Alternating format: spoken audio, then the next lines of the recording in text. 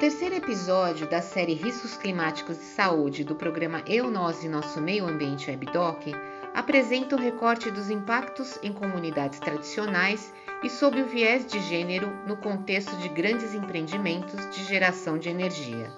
Nossa convidada é a jornalista e doutora em Ciências Sociais, Elisângela Soldatelli Paim, que é coordenadora latino-americana do Programa de Energia e Clima da Fundação Rosa Luxemburgo. Elisângela, obrigada pela participação na série Riscos Climáticos e Saúde do programa Eu, Nós e Nosso Meio Ambiente WebDoc. Para a gente começar o nosso diálogo, Então vamos começar com a seguinte questão. Quais os principais riscos climáticos à nossa saúde, na sua avaliação? E qual sua análise sobre o atual relatório do painel intergovernamental de mudanças climáticas, em especial para o contexto latino-americano? Então, em relação ao painel intergovernamental, a análise científica feita nesses últimos anos, é muito relacionado com a questão do aumento dos fenômenos extremos, fenômenos climáticos extremos, como, por exemplo, são as secas prolongadas ou as chuvas prolongadas, ao aumento, maior periodicidade, por exemplo, dos fenômenos como, por exemplo, furacões em determinadas regiões da América Latina, são vários desses tipos de fenômenos climáticos que cada vez mais está comprovado cientificamente que vão acontecer com maior periodicidade, E como isso impacta a vida de todos nós, que estamos no planeta Terra e também de diferentes espécies, da diversidade de espécies que compõem o planeta, E aí se somam com várias outras problemáticas que a gente já enfrenta historicamente, que é relacionado com a questão da contaminação da água, com a contaminação do ar, e como isso impacta a saúde das pessoas e, em muitos casos, na vida das mulheres, porque toda a questão vinculada com a sustentabilidade da vida ou a reprodução da vida, a gente sabe que as mulheres, historicamente, têm uma sobrecarga muito grande e muitos territórios as mulheres são responsáveis, por exemplo, por buscar água com crianças, para o mantenimento da vida cotidiana, E claro que a gente sabe que toda a questão mais vinculada, é comprovado cientificamente, que a questão mais vinculada com a contaminação do ar afeta a saúde da gente e os casos de mortes que a gente tem enfrentado em aumento no mundo, E, por outro lado, também outros relatórios da própria Organização das Nações Unidas, que relacionam, por exemplo, os fenômenos, do aquecimento global, da intensificação do aquecimento global, com a possibilidade de aumento das pandemias, como a gente está enfrentando atualmente, E aí eu volto novamente, a gente sabe, e isso é comprovado, que as mulheres são as mais vulneráveis, as mulheres negras são as que são mais vulnerabilizadas, na verdade, com todo o que a gente vem enfrentando na pandemia, por diversas questões, não só questões relacionadas com a sobrecarga de trabalho, duplo em casa, e o trabalho virtual, que muitas vezes, o que aconteceu é que as mulheres tiveram que manter os seus trabalhos, de forma virtual e, por outro lado, continuar cuidando ou de crianças ou de pessoas maiores, que isso foi uma realidade muito forte, que a gente viveu nos últimos, pelo menos nos últimos quase 3 anos, Então, acho que esse seria um primeiro panorama do que a gente vem acompanhando aí, E esse trabalho que a gente vem fazendo é muito vinculado com o trabalho de organizações sociais e organizações políticas, em diferentes regiões do Brasil.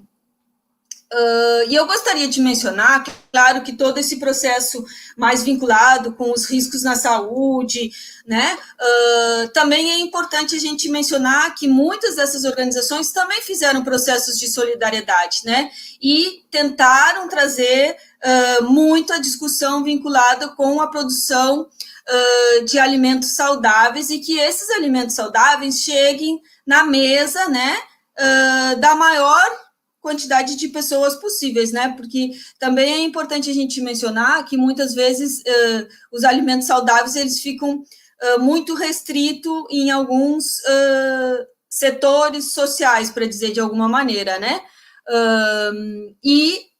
Todo esse processo mais vinculado com processos organizativos tem a ver com esse vínculo da questão rural, né, do vínculo de cidades e campo, né, e para que esses alimentos chegassem no maior número de famílias também na periferia das grandes cidades, e a gente sabe que nesse momento que a gente vem enfrentando, esse vínculo é super importante, e também toda a questão da agroecologia é como fundamental para a gente pensar novos não sei se novos é a melhor expressão, mas como novas possibilidades para a gente enfrentar tudo que a gente vem enfrentando em relação à expansão do agronegócio e os seus impactos, né, negativos socioterritoriais, né, que, claro, aí está diretamente vinculado com a questão do desmatamento, com a questão da expansão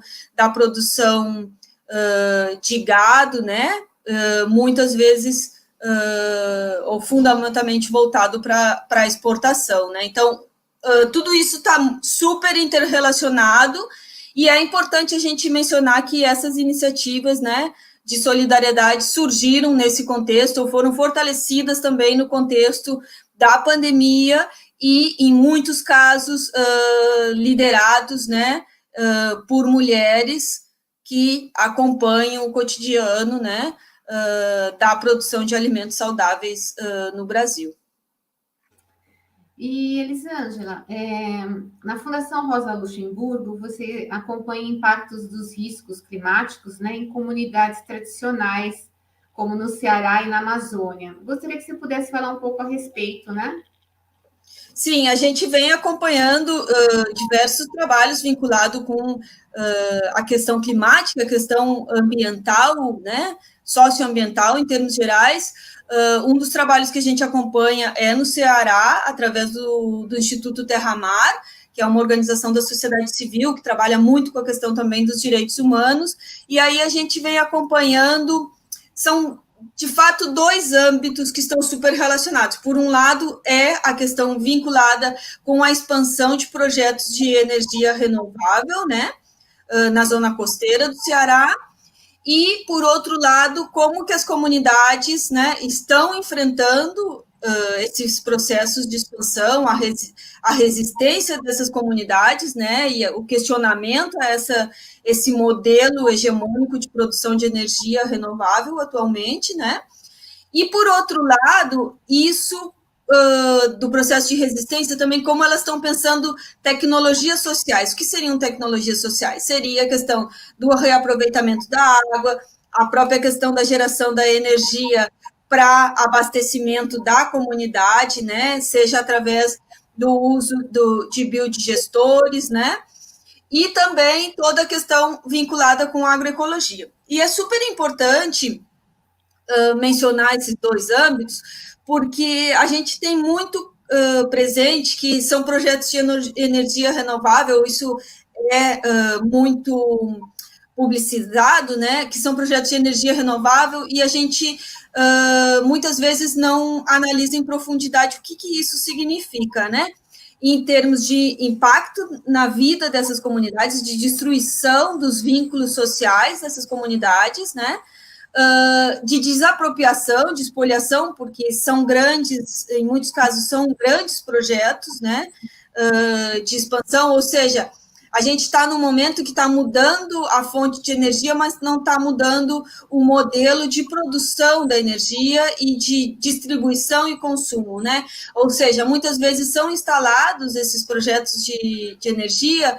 e as comunidades que estão aí ao redor não têm acesso à energia para a vida cotidiana, né? E, claro, sem falar todo o impacto mais vinculado com, no caso da expansão de parques offshore, né, em alto mar, como isso impacta na vida dos pescadores, né?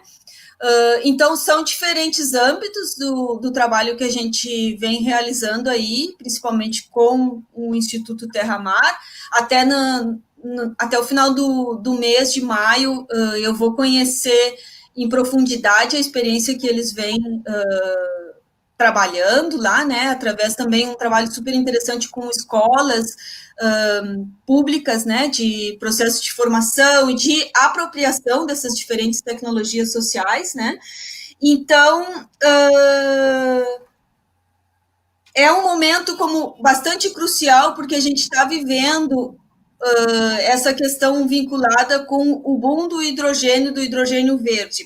E o hidrogênio verde, entre as fontes que ele não é uma fonte de energia, ele é um vetor, né? Ele precisa da energia eólica e da energia solar para ser produzido, né? E nesse contexto também demanda uma grande quantidade de água, não só de energia, mas de água.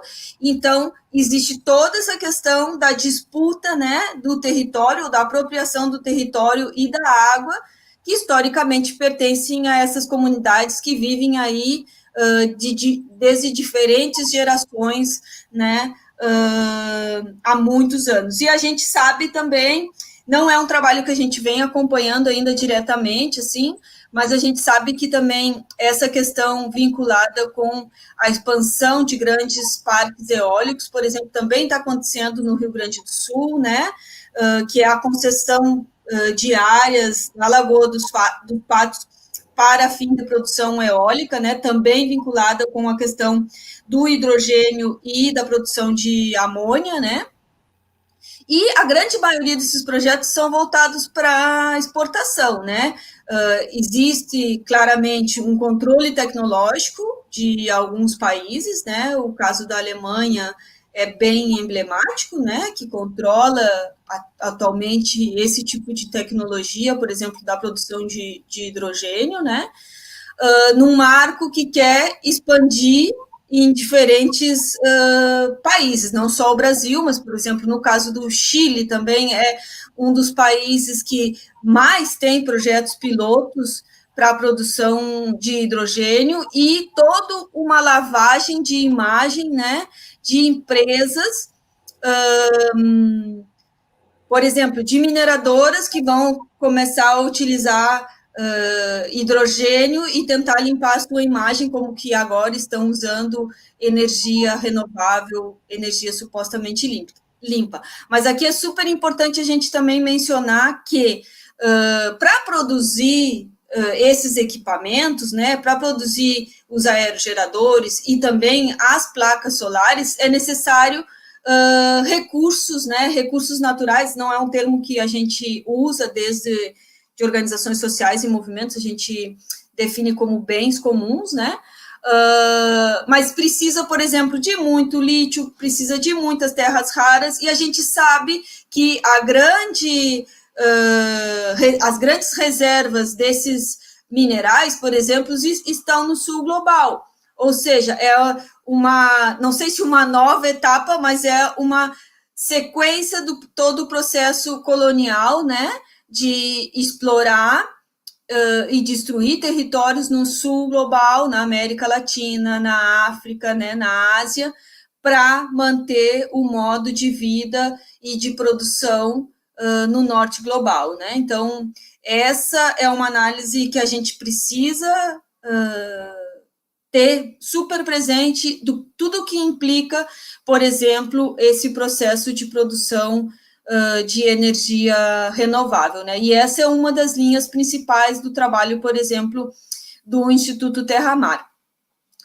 Depois também a gente acompanha, por exemplo, no sul de São Paulo, toda uma experiência mais vinculada com agroecologia, que aí tem também toda a questão de reconhecimento de áreas quilombolas, né, principalmente de mulheres que têm um vínculo com a agroecologia, e essa relação que eu mencionava anteriormente, né, do vínculo das cidades, né, que essa produção agroecológica chegue também na periferia das cidades. É um projeto super interessante, um trabalho super interessante que a gente faz com a Sempre Viva Organização Feminista e com a Rama, que trabalha com a questão, então, da agroecologia, né, por exemplo. E Elisângela, na Amazônia, qual é o foco de vocês com relação às energias renováveis? Na Amazônia, a gente vem trabalhando mais assim com a questão também da questão das hidrelétricas, né? Dos impactos socioambientais das hidrelétricas. Não é um trabalho que eu tenho acompanhado diretamente nesses últimos meses, é uma outra colega que vem acompanhando, mas então a questão da problemática dos impactos das hidrelétricas, a gente sabe que muda de repente o bioma, mas os impactos são mais ou menos os mesmos, né? Que é desapropriação de comunidades, que é destruição e desmatamento, né? Que é gerar acessos para que possa chegar os materiais e toda a questão vinculada com os trabalhadores, né? No momento da construção dos projetos hidrelétricos, né? E toda a questão, né, que é associada com o aumento da emissão de gases do efeito estufa, por exemplo, quando são grandes lagos, né, em regiões tropicais, isso está comprovado cientificamente, que existe grande emissão de metano, né, por exemplo, na área da superfície dos lagos, vinculados com a vegetação e a decomposição dos solos que ficou aí quando da formação do lago, né? E isso, por exemplo, também acontece, a gente sabe, no sul do Brasil, né? A bacia do Rio Uruguai é um grande exemplo, né? Da destruição de diversas comunidades ribeirinhas, vinculada com a questão das hidrelétricas. É todo um trabalho também que a gente vem acompanhando com movimentos atingidos por barragens, né? Mas voltando um pouco para essa questão da Amazônia, além dessa questão das hidrelétricas, a gente também acompanha todo um trabalho mais vinculado com o impacto, por exemplo, em comunidades tradicionais e comunidades indígenas, né? E em alguns casos vinculados com os projetos de redução de emissões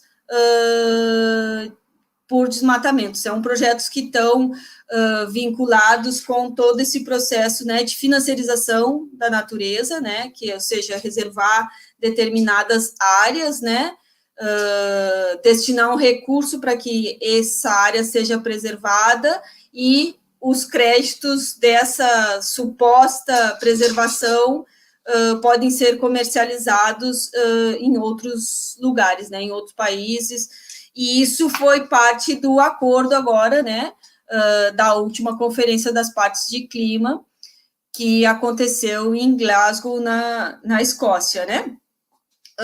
E esse processo de financiarização da natureza, o que vem sendo relatado por diversas comunidades aí da região amazônica, principalmente, é que foi alterado o modo de vida dessas comunidades drasticamente, né? Que muitas vezes não podem utilizar a floresta, o âmbito, né, da sua região aí de vivência histórica, porque está comprometido com essa questão da comercialização e da preservação. E, claro, todo um processo também aí de engano, né?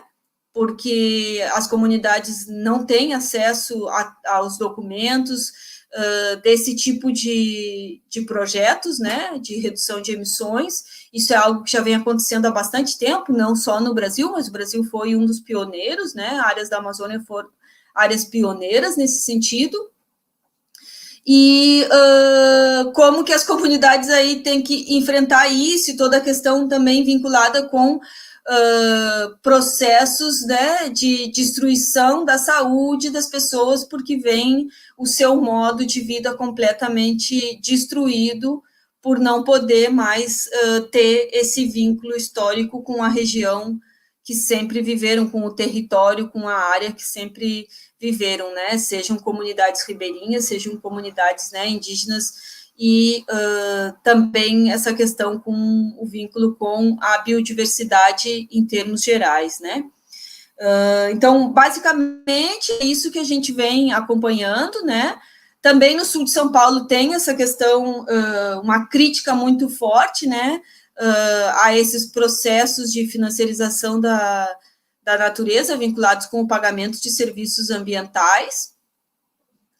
E ao mesmo tempo, sempre o que a gente tenta fazer existe esses processos, né, traumáticos e desastrosos para a vida, né, dessas comunidades afetadas diretamente, mas também a gente sabe que isso repercute na vida de todos nós, né? Mas também, por outro lado, todo esse processo de encontrar formas de resistência, de união, né? Para seguir esse processo de resistência e fortalecimento das comunidades para enfrentar tudo isso que a gente vem enfrentando, né, também com todo o processo de desmantelamento, né, das leis ambientais que historicamente a gente vive, né, historicamente ou mais drasticamente nos últimos anos a gente tem enfrentado, especialmente aqui no Brasil, né, então é parte da luta também se reinventar, né, ou resistir e seguir de outras formas, né, propondo novas formas e se reencontrando com o território, né. Elisângela, tendo em vista assim que a gente tem os combustíveis fósseis, né, as energias renováveis, energia limpa, não nesse aspecto de recorte socioambiental que você citou agora, né, da interferência, né, da operacionalização, né, desses empreendimentos, mas no tocante ao modelo de energia, né, o que você pode falar? Risco climático, energia limpa, renovável e saúde, né, nesse combo, né? Então, eu acho que assim a questão dos riscos climáticos para a saúde tem a ver com a questão da contaminação em termos gerais, né?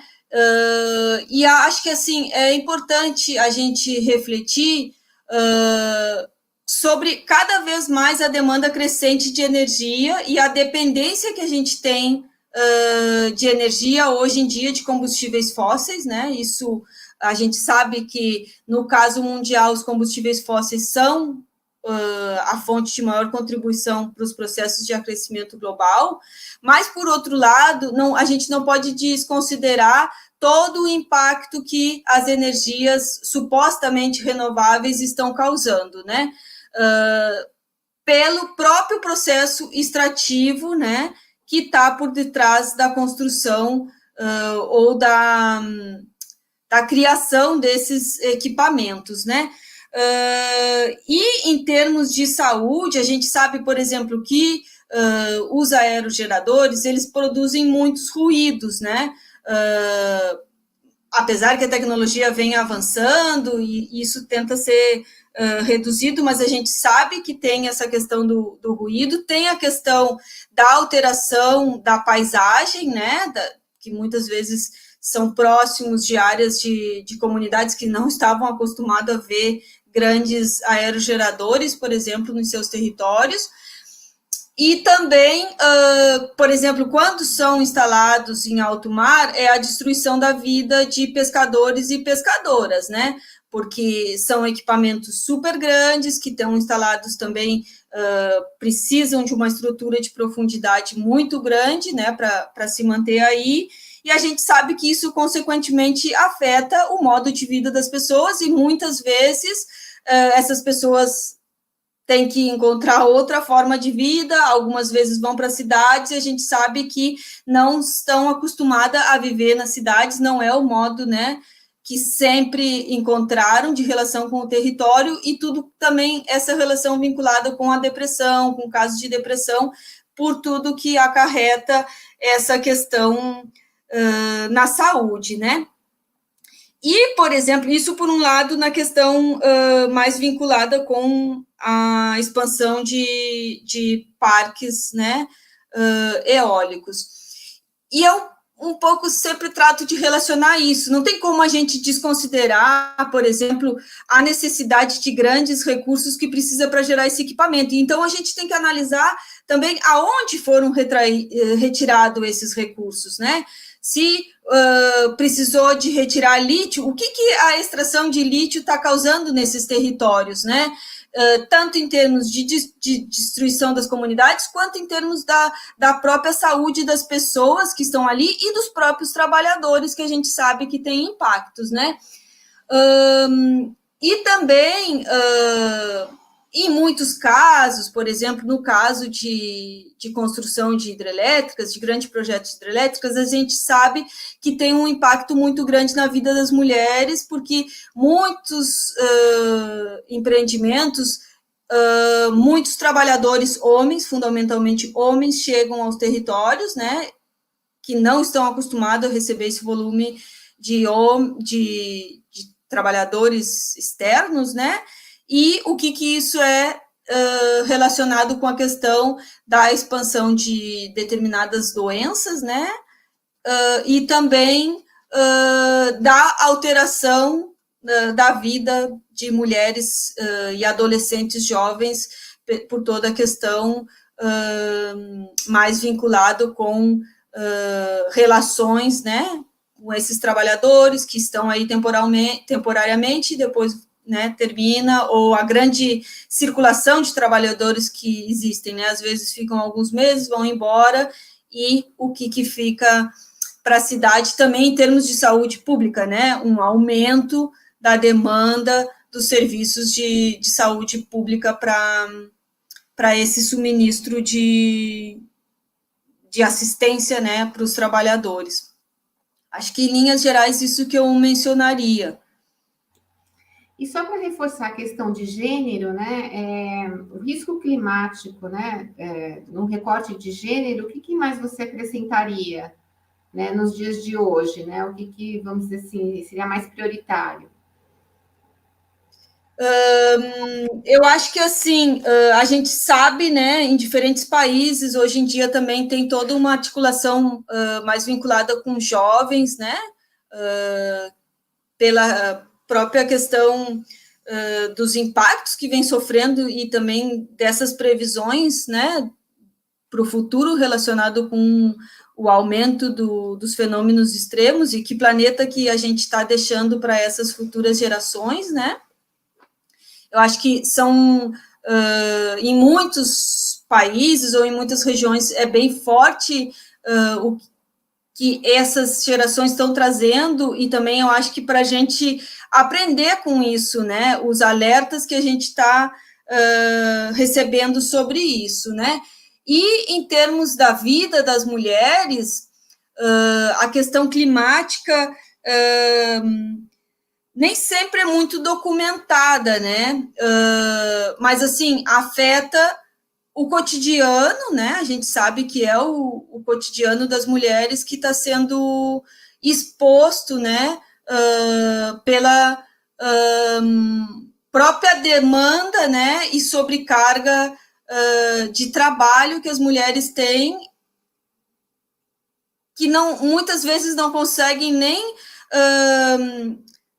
dar-se o tempo para se cuidar e se dedicar a outros âmbitos da vida, né, em função da própria dinâmica de tempo que a gente vem enfrentando. E, por exemplo, no caso de fenômenos extremos, são as comunidades pobres, né, que são destruídas. A gente sabe que a questão dos recursos, né, públicos depois para relocalizar essas pessoas, né? É muito complexo, nem sempre acontece, né?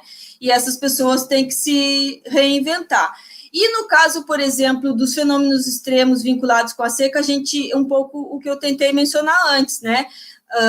Tá super comprovado que cada vez tem que ir mais longe buscar a água, por exemplo, e não só das mulheres, mas das crianças, né, que fazem todo esse percurso que é muito traumático, né, para a questão da sobrevivência em si mesmo, né?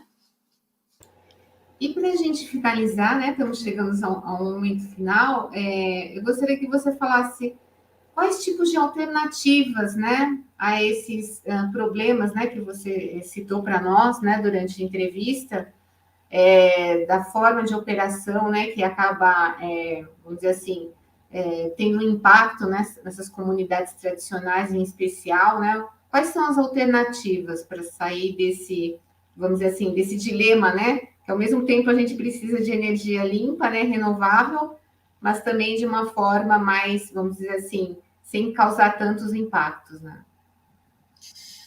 Eu acho que, assim, uma questão é a questão do acesso à informação, né, do que significa, e as comunidades que sofrem isso cotidianamente vivem, né, esses impactos, sabem perfeitamente o que isso significa na alteração das formas de vida delas, né? Então, essas comunidades, o que elas propõem e estão se reencontrando é o seguinte, que foi, historicamente, é o modo de vida delas, né? A produção local e o consumo local. É isso que precisa ser minimamente respeitado, que deveria ser respeitado, que a gente deveria, primeiro passo, né? Respeitar o modo de vida, aceitar que essas... porque muitas vezes o que acontece é que as grandes corporações vêm e instalam, não respeitam a legislação, não aceitam as condições aí dos territórios, mas o que elas propõem é exatamente isso, né? Que seja uma questão de respeitar o seu espaço, de que possam produzir, seguir produzindo o que produzem, né, para suministro próprio, e também que possam utilizar das tecnologias, pequenas tecnologias que elas têm, não sei, tem criação de determinados animais que possam usar o resíduo desses animais e produzir a energia aí para o seu sustento, ou não seja, construção, por exemplo, de cisternas para abastecimento de água, né? Que essa água, elas não precisem, as mulheres, as crianças se deslocar grande quantidade de quilômetros para ter acesso à água para produzir os alimentos, para cozinhar e para higiene pessoal, né? E também eu acho que um grande alerta, né, que vem desses espaços locais e organizados, né, porque muitas dessas experiências também são através de processos com escolas públicas, com organizações sociais, né, e toda a questão mais vinculada com a produção de alimentos sem químicos, né, sem tóxicos, sem veneno, na verdade, que é a geração aí do seu autossustento local, né? E claro que eu acho que o grande alerta está vinculado com a gente respeitar os limites que a gente já ultrapassou em relação ao planeta, né? A destruição do planeta. A gente já chegou num nível que já não tem mais, talvez, como a gente reverter tudo de destruição que a gente ocasionou e vem ocasionando pelo próprio modelo de produção e consumo do sistema capitalista. E, claro, essa questão que a gente tem que refletir, que as comunidades, eu acho que quando elas vêm pensando a questão local, mais do que pensando, vivendo, né, a questão local, é que a gente precisa refletir como sociedade toda a questão do transporte de deslocamento de alimentos, né, para regiões que não produzem determinados alimentos, que é um pouco das regras da agroecologia, né? A gente tem que consumir o que está sendo produzido em determinado momento, em determinada estação, e saber que em determinada estação a gente não vai poder comer, não sei, laranja, a gente vai ter que comer outra coisa, ou a gente não vai poder comer determinadas verduras, vamos ter que comer outras coisas. Então, um pouco isso que a gente precisa aprender dessas comunidades, né? E eu acho que, assim, todo o processo organizativo, né? Claro que a gente não pode generalizar que todas as comunidades estão organizadas, mas grande parte da resistência, e eu acho que em muitos momentos da pandemia a gente viu isso, que é esse processo de união, né? De ajudar ao outro, né? A outra. Muitas vezes, e esses processos de solidariedade aconteceram em espaços onde a pessoa tinha muito pouco, recebia uma sacola de alimentos e compartilhava com outra mulher que às vezes não tinha condições de ir buscar, porque estava no trabalho de cuidados, né? E isso acho que é muito fundamental a gente analisar, né? Que muitas vezes as pessoas que menos têm são as que mais sabem compartilhar. E talvez é a grande reflexão que a gente tem que fazer como sociedade também, né? De mudar o modo de vida, de mudar a nossa relação, né? Ou repensar toda a nossa relação com o nosso entorno, né? E toda a dependência mais vinculada com a questão de grandes deslocamentos, né?